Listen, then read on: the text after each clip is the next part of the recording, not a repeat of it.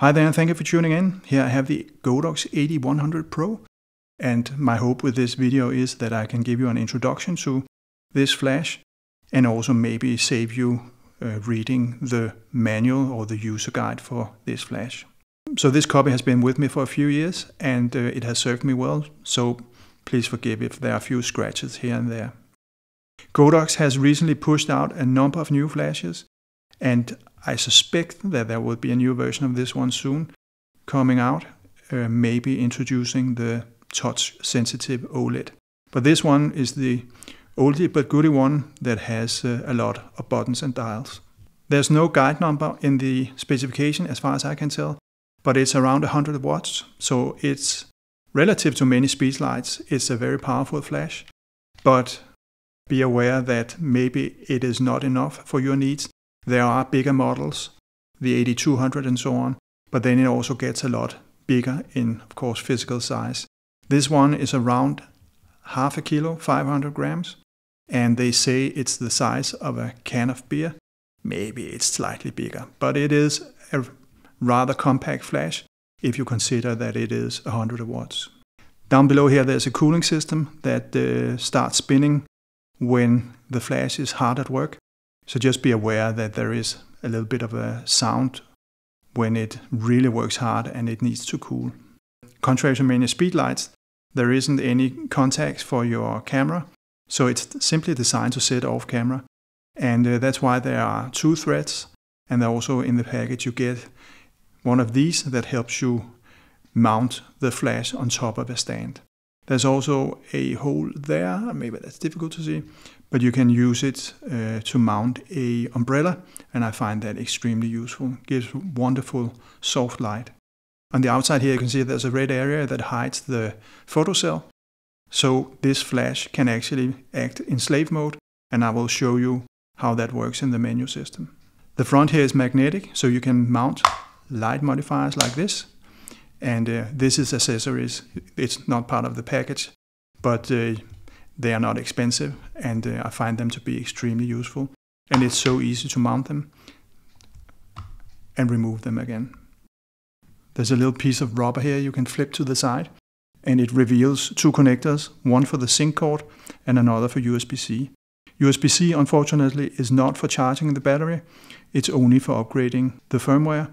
And the sync cord, of course, if you're shooting without the X protocol for Godox, then you need to use a cable and set everything here on the flash. The battery sits here and it's spring laden, so when you release the button here, you can see it jumps out.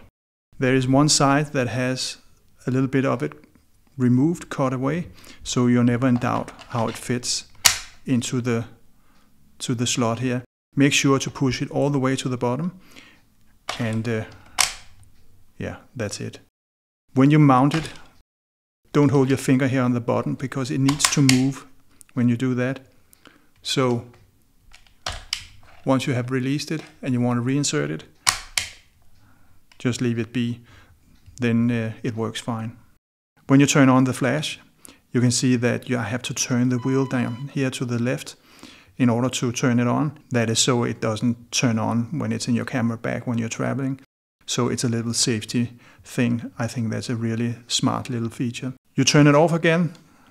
On some Godox products you have to long hold the on-off button, but you don't on this one. So I was sort of waiting for the flash to react and say, you know, turn off, but you can actually just push it very quickly and then it turns off. So no need to wait. Just hit the on-off button and it turns off. The test button here, you can see it's right there. And when you're running at full throttle, then it will take 1.5 seconds to recycle. If I take it to manual mode and then dial it all the way up to 1/1, you can see this is a little bit silly. I can't change the size of the interval as far as I can tell. So I have to do this 0.1. So it's a pretty far distance when you have to do it using the wheel here. But now, just to give you an impression of the recycle time, running at full throttle, you can see it takes roughly 1.5 seconds according to my not very scientific measurements of the recycle time. Above the test button, you have the zoom, and you can see it can go to 5 different positions, 28 millimeters, 35, 50, 70, 85. And if it doesn't match one of these, if you're using a trigger to set other values, it will select the one that is the closest. If you long hold, you can see here now I'm entering high speed sync mode. And if I long hold again, I'm leaving that mode. Again, above, you can select the group, and you have 5 groups to choose from. I usually stay in A, and if you long hold, notice the channel top left, it starts flashing. Again, you can use the wheel to select the value, and then if you push down, you set the value to what you have selected. So that works really easy. So now we have already made all the buttons to the right hand side. On the left hand side, you have the mode dial. You have multi, that's the flash firing several times during one exposure. T-tail, which is automated metering, and then you have manual mode. The menu system here is wonderfully short. You have beep off. I would recommend that you do that because it's really loud. You have the photocell. I showed you that just before where the photocell was on the outside of the body. But here you can select S1, then it will fire every time it sees another flash firing, and S2 is when it will ignore the pre-flash when you're shooting T-tail. I select that one off for now. Standby is for how long it would take for the flash to enter sleep mode. Delay, I never use that. Radio, yes, on, unless of course you're using a sync cord or shooting with the flash in slave mode. The way I use it, I always have this on. And then finally, ID. Here you can set an ID so that both sender and receiver needs to have the same ID. That's a little bit of a protection if you're shooting in an area where there are many other photographers and you want to make sure that only your gear talks to your gear, so to speak. Then you can select a value here. Then it's an additional level of safety, so to say, that other photographers do not mess with your channel and group. That's it. Wonderfully short, as I said. And then finally you have the modeling light. You can see here I can turn that on and off like this. If you long hold it, you can change the strength of the light. It goes from 1 to 10.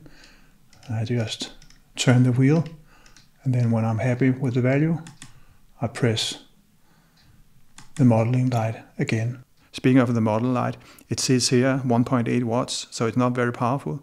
And also I would have liked to have seen it in the middle of the flash.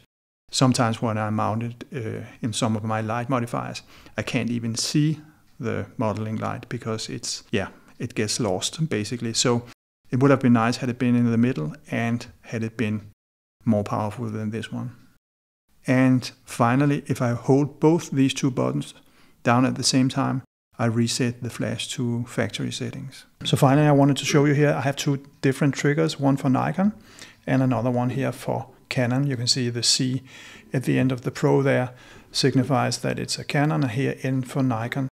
So if I fire these two, I can hit the test button. You can see that the contents of the screen changes. Over here I have manual mode, and over here I have TTL or eTTL as Canon calls it.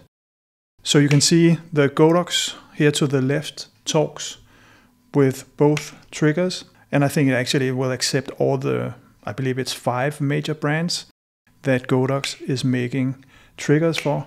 So you can say the investment in your Godox 8100 is independent of the camera you have, as long as you have a trigger where the hot shoe of the trigger matches the hot shoe of your camera.